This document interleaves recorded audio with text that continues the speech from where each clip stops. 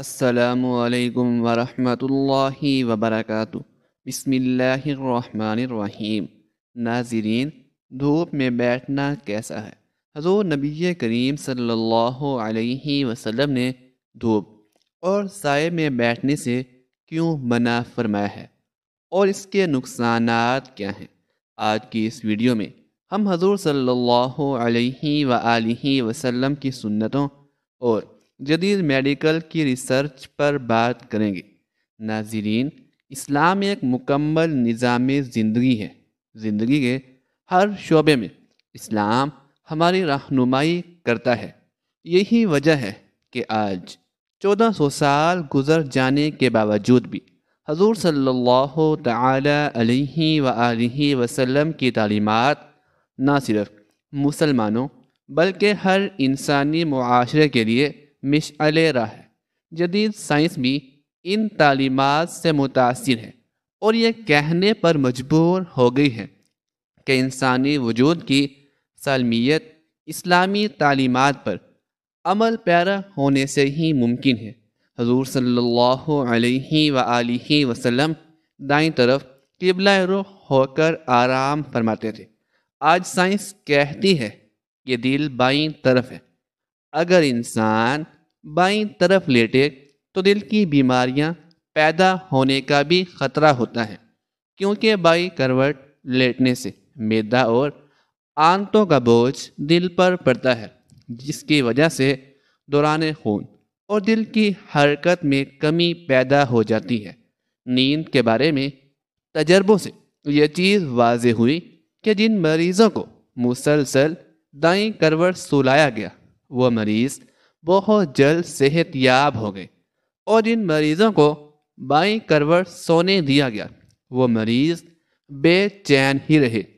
Modern research سے یہ بات بالکل صاف ہو چکی ہے کہ دائیں طرف سونا دل اور معدے کی بیماریوں سے بچاتا ہے، یہاں تک کہ بے ہوشی اور مسلسل بے ہوشی سے بھی محفوظ رکھتا ہے۔ اسی طرح حضور نبی کریم صلی اللہ تعالی علیہ وآلہ وسلم کا بستر مبارک نرم نہ تھا۔ آپ صلی اللہ علیہ وسلم کا بستر مبارک چمڑے کا تھا۔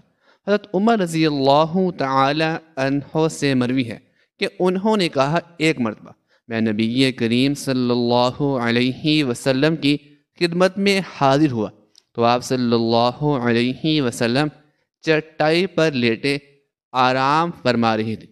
آپ صلی اللہ علیہ وآلہ وسلم کی پشت انور اور اس چٹائی کے درمیان کوئی بستر نہ تھا۔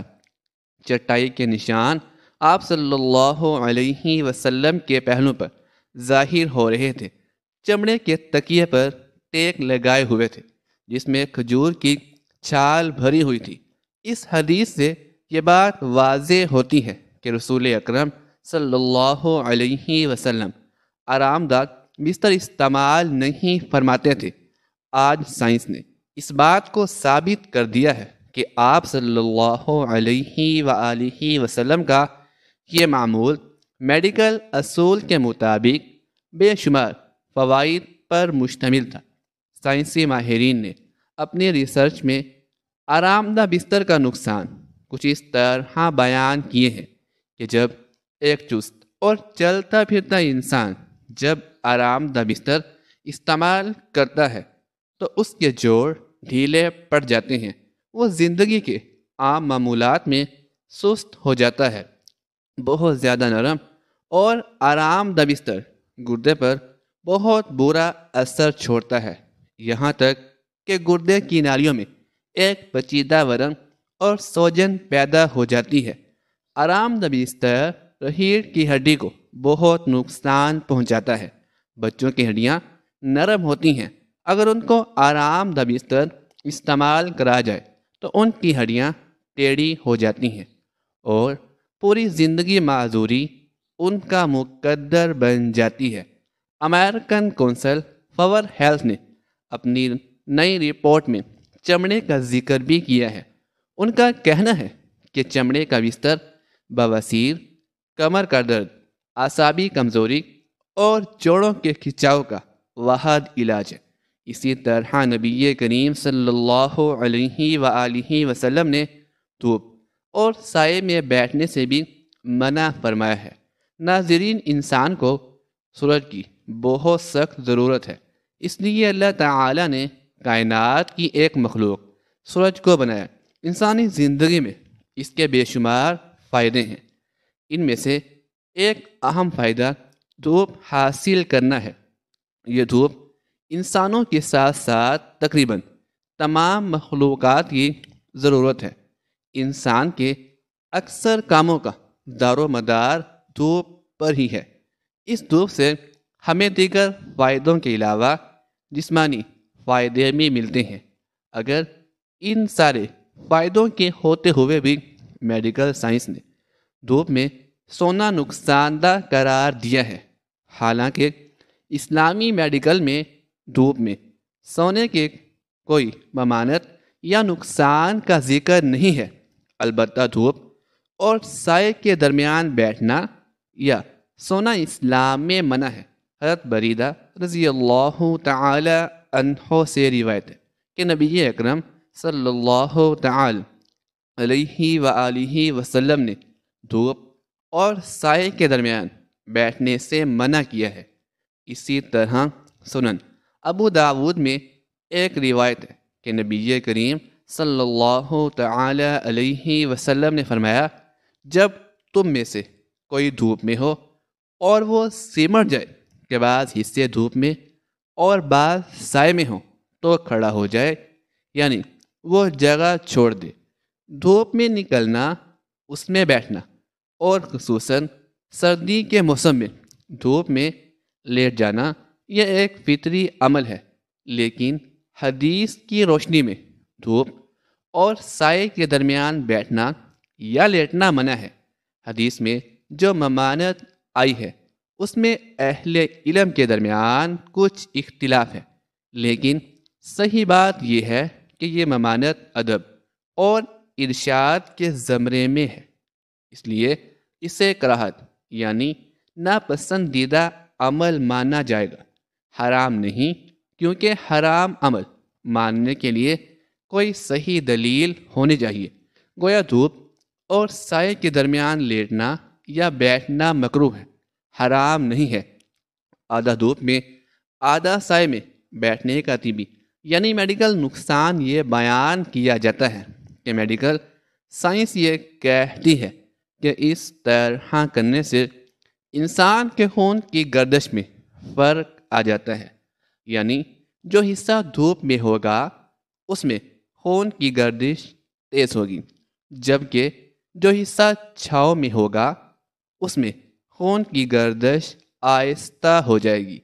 لازمی طور پر جسم کی گردش کا دورخ ہونا اس کے لیے بیماری کا سبب بن سکتا ہے۔ سبحان اللہ، کیا حکمتیں ہیں فرمان رسول صلی اللہ علیہ وآلہ وسلم میں۔ جب سائنس کا کوئی وجود ہی نہیں تھا تب ہی سب بتا دیا۔ ایک روایت میں ہے کہ نبی کریم صلی اللہ علیہ وآلہ وسلم نے دھوپ اور سائے والی جگہ پر بیٹھنے سے منع فرمایا اور فرمایا کہ یہ شیطان کے بیٹھنے کی جگہ ہے۔ اس روایت میں شیطان کے بیٹھنے کی جگہ سے مراد یہ ہے کہ شیطان جسے پریشان کرنا چاہتا ہے اس کو ایسی جگہ پر بیٹھنے یا لیٹنے کی طرف راغب کرتا ہے، اور گویا ایسی جگہ پر کسی شخص کے بیٹھنے یا لیٹنے کا سبب شیطان بنتا ہے، اور اس سے شیطان اپنے مقصد میں کہ وہ شخص تکلیف یا دکھ میں مبتلا ہوگا کامیاب ہو جاتا ہے، کیونکہ شیطان اس طرح انسان کے دین کا دشمن ہے، اسی طرح اس کے بدن کا بھی برا چاہنے والا ہے۔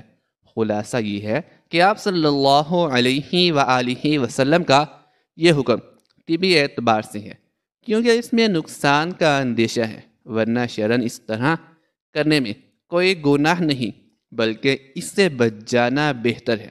یعنی یہ حکم واجبی اور تاکیدی نہیں ہے، بلکہ مشفقانہ اور خیر خواہی پر مبنی ہے۔ اسی طرح نبی اکرم صلی اللہ علیہ وسلم نے اوندے منہ لیٹنے سے منع فرمایا ہے۔ اوندے منہ لیٹنے سے تمام اعضائے ہضم اور اعضائے ریسہ اوندے اور بے ترتیب ہو جاتے ہیں، اور اس کا سب سے پہلا نقصان دماغ پر پڑتا ہے۔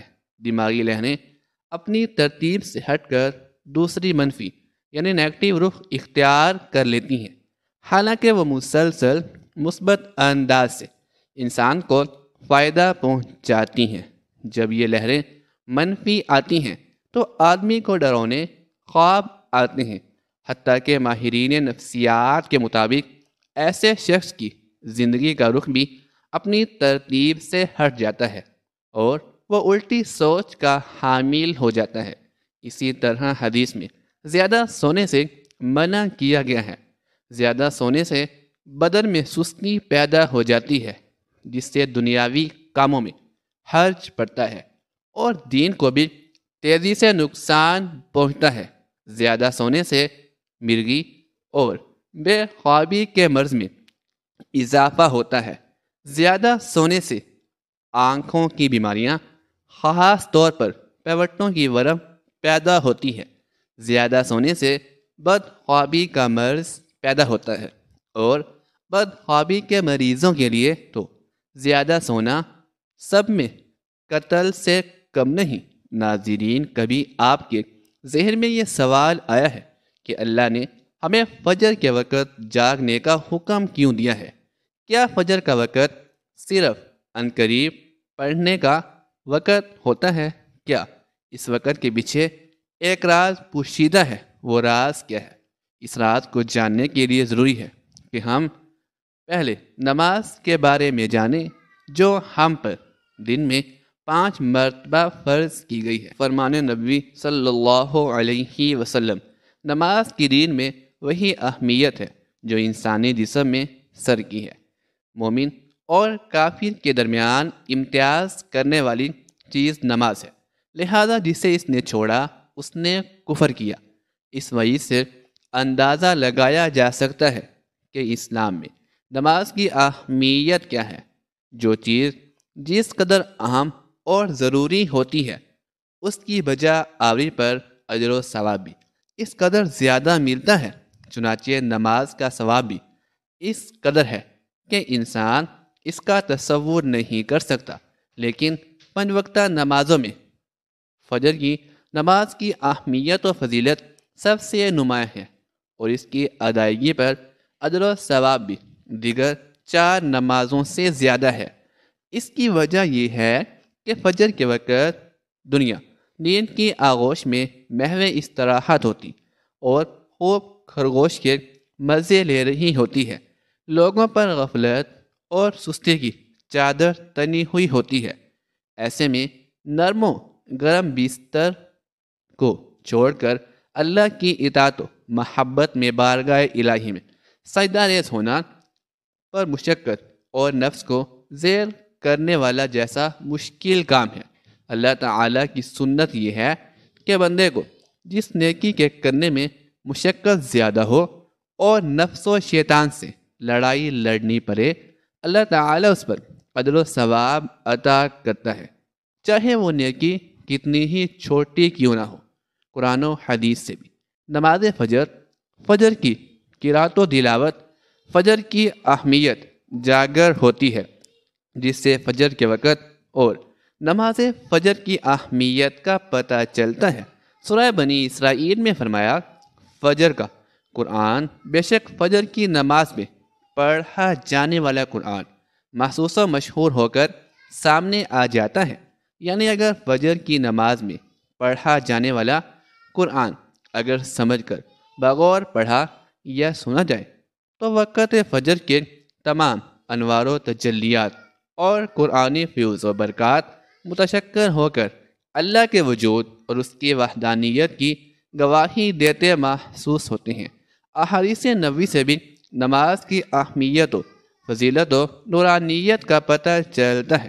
آپ صلی اللہ علیہ وسلم نے فرمایا، فجر کی 2 رکعات سنتیں دنیا اور دنیا کی ہر چیز سے افضل ہیں۔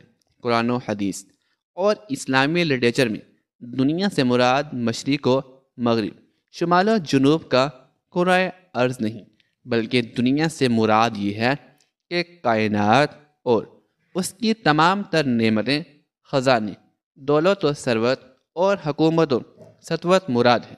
سوچئے، جب فجر کی 2 رکعت سنتوں کی فضیلت یہ ہے کہ پوری دنیا کی نعمتیں اور خزانے اس کے سامنے ماند اور بیج ہے، تو پھر فجر کے فرض کا کیا عالم ہوگا۔ صحیح مسلم کی روایت میں ہے کہ رسول اللہ صلی اللہ علیہ وسلم نے فرمایا، جو شخص فجر کی نماز پڑھ لیتا ہے وہ اللہ کے ذمے میں آ جاتا ہے، یعنی جو شخص نماز فجر کا فریضہ ادا کر لیتا ہے وہ اللہ کی حفاظت میں آ جاتا ہے اور اسے کوئی بھی نقصان نہیں پہنچا سکتا۔ بخاری و مسلم ہی کی ایک روایت میں ہے کہ جس نے 2 ٹھنڈے وقت کی نمازیں فجر اور عصر ادا کر لی وہ جنت میں داخل ہوگا، یعنی آپ صلی اللہ علیہ وسلم نے فجر و عصر ادا کر لینے والے کو جنت کی بشارت سنائی۔ ایک اور روایت میں ہے کہ رسول اللہ صلی اللہ علیہ وآلہ وسلم نے فرمایا، جو شخص عشاء کی نماز باجماعت ادا کرے گا اسے آدھی رات کے قیام کا ثواب ملے گا۔ جو عشاء و فجر کی نمازیں باجماعت ادا کرے گا اس کے لیے پوری رات کے قیام کا ثواب ہوگا۔ نماز فجر کی ادائیگی میں ہماری سستی و غفلت اور کاہلی و کوتاہی انتہا کو پہنچی ہوئی ہے۔ کوئی بھی موسم ہو، بقیہ 4 نمازوں کے مقابلے میں فجر کی نماز میں نمازی بہت کم تعداد میں ہوتے ہیں۔ یہی حال گھر میں خواتین کی نماز فجر کا ہے۔ فجر وہ اہتمام نہیں ہوتا جو بقیہ 4 نمازوں کی ادائیگی میں ہوتا ہے۔ موسم گرما میں راتیں چھوٹی ہونے کا بہانہ اور موسم سرما میں صبح سردی کا عذر، لیکن ہمارا ہر بہانہ اور عذر نماز میں کوتاہی و غفلت کے سلسلے میں اللہ کے ہاں ناقابل قبول ہوگا۔ ہم میں سے اکثر لوگوں کو ایک شکوہ ہمیشہ رہتا ہے کہ روزی میں برکت نہیں، گھر میں برکت نہیں، کتنا ہی کما لیں پتہ ہی نہیں چلتا کہ کہاں گیا۔ ہر وقت کوئی نہ کوئی پریشانی رہتی ہے، کبھی بیماری تو کبھی کوئی اور تنگی۔ اگر ہم اس تمام بے برکتی، تنگ و دستی، بے روزگاری اور پریشانیوں کو نماز فجر کی عدم ادائیگی کے پس منظر میں دیکھیں تو معلوم ہوگا یہ سب بے برکتی اسی سبب ہے کہ نماز فجر کی ادائیگی میں حد درجہ کوتاہی، غفلت، لاپرواہی اور سستی کا شکار ہے۔ رسول اللہ صلی اللہ علیہ وآلہ وسلم اس حوالے سے متعدد احادیث موجود ہیں جن میں رزق کی تقسیم و فراوانی اور برکت کو نماز فجر کی ادائیگی سے مشروط کیا گیا ہے۔ ایک فرمان نبوی صلی اللہ علیہ وسلم کا مفہوم ہے کہ رزق تقسیم کرنے والا فرشتہ ہر صبح فجر کے وقت بندوں کا رزق لے کر زمین پر اترتا ہے، لہذا جو دروازہ فجر کے وقت کھلا ہوتا ہے فرشتہ اس کا رزق دروازے پر رکھ کر چلا جاتا ہے، اور جو دروازہ فجر کے وقت بند ہوتا ہے فرشتہ اس کا رزق واپس لے کر چلا جاتا ہے۔ اس فرمان نبوی صلی اللہ علیہ وسلم کی فجر کے وقت دروازہ کھلا ہونے کا مطلب یہی ہے کہ جس گھر کے افراد صبح فجر کے وقت بیدار ہو کر نماز ادا کرتے ہیں انہیں ان کا رزق عطا کر دیا جاتا ہے۔ دروازہ بند ہونے سے مراد یہ ہے کہ جس گھر کے رہنے والے صبح فجر کے وقت سوتے رہتے ہیں اور نماز فجر کی ادائیگی میں غفلت کوتاہی کے مرتکب ہوتے ہیں انہیں ان کے رزق سے محروم رکھا جاتا ہے۔ ہم میں سے اکثر نماز فجر اور خصوصاً دیگر نمازوں کو عموماً چھوڑ کر اپنے گھروں میں خیر و برکت کے لیے قرآن خوانی، میلاد کی محافل کے انعقاد، لوحے قرآنی کے تعویذ اویزاں کرنے جیسے نیک کاموں کی طرف متوجہ ہوتے ہیں۔ اس سے تو انکار نہیں کہ بلا شبہ ان تمام کارہائے خیر میں برکت کا عنصر موجود ہوتا ہے، لیکن قرآن خوانی، محفل میلاد، لوحے قرآنی کے نقش گھر میں آویزاں کرنے سے خیر و برکت کا ہونا نماز کی ادائیگی سے مشروط ہے۔ ہر خیر و برکت کے سوتے نماز سے پھوٹتے ہیں۔ اللہ کی تمام نعمتوں، برکتوں اور رزق کے دریا نماز کی ادائیگی سے ہی بہتے ہیں۔ اس کے ساتھ ہی یہ امر بھی اہم ہے کہ فجر کے علاوہ بقیہ 4 نمازوں میں بھی خیر و برکت نماز فجر کی ادائیگی سے ہی مشروط ہے۔ اس لیے خیر و برکت کا آغاز نماز فجر کی ادائیگی سے ہی ہوتا ہے۔ یاد رکھیے، نماز فجر کی کوتاہی اور غفلت، نماز نہ پڑھنا گھر کی نحوست کی علامت کا آغاز ہے۔ رسول اللہ صلی اللہ علیہ وآلہ وسلم نے ایسے مسلمان کو خبیث اور منافق قرار دیا۔ آپ صلی اللہ علیہ وسلم نے فرمایا کہ ایسے شخص کو میرا دل چاہتا ہے آگ لگا کر جلا دوں۔ ناظرین، کبھی آپ کے ذہن میں یہ سوال آیا ہے کہ اللہ نے ہمیں فجر کے وقت جاگنے کا حکم کیوں دیا ہے؟ کیا فجر کا وقت صرف نماز پڑھنے کا وقت ہے؟ اس وقت کے پیچھے ایک پوشیدہ راز ہے۔ اس راز کو جاننے سے پہلے ضروری ہے کہ ہم نماز کے بارے میں جانیں، جو دن میں 5 مرتبہ ہم پر فرض کی گئی ہیں۔ اور یہ 5 نمازیں کس طرح فرض ہوئی، اس کے پیچھے بھی ایک شاندار وجہ ہے، جس وجہ کا مظاہرہ سفر معراج میں اس وقت ہوا جب حضرت محمد مصطفیٰ صلی اللہ تعالی علیہ وآلہ وسلم اللہ سے ملاقات کے لیے وقت کے انتہائی مختصر حصے میں 7 آسمان سے بھی آگے تشریف لے گئے تھے۔ اس رات اللہ تعالی نے ایک خاص پس منظر میں اپنے حبیب رحمت تو عالم صلی اللہ علیہ وآلہ وسلم کو آسمان پر بلایا اور اپنے خصوصی انعامات سے نوازا۔ اس مبارک سفر میں اللہ تعالی نے اپنے قرب خاص سے نوازا، انبیاء کرام سے ملاقاتیں کروائی، جنت و جہنم کا مشاہدہ کروایا اور نیکوں کے اجر و ثواب اور بروں کے انجام و عذاب کا نظارہ کروایا۔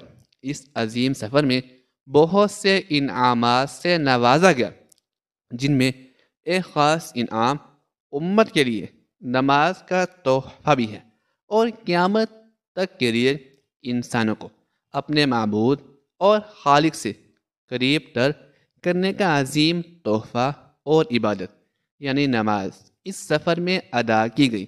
معراج کی رات جب آپ صلی اللہ علیہ وسلم کو 50 نمازوں کا حکم دیا تو حضرت موسیٰ علیہ السلام کے کہنے پر آپ نے اللہ تعالی سے 50 نمازوں میں نرمی کی درخواست کی، اور ایسا کئی بار ہوا، یہاں تک کہ اللہ تعالی نے امت محمدیہ کے لیے دن میں 5 مرتبہ نمازوں کا حکم دیا، جس کے بعد بھی پھر حضرت موسیٰ علیہ السلام نے آپ صلی اللہ علیہ وآلہ وسلم کو 5 نمازوں میں کمی کے لیے اللہ کے پاس ایک بار پھر جانے کی صلاح دی، لیکن تب آپ صلی اللہ علیہ وآلہ وسلم نے فرمایا کہ میں نے اپنے رب سے کئی مرتبہ درخواست کرنی ہے، یہاں تک کہ اب مجھے حیا آ گئی ہے، اور اب میں راضی ہوں۔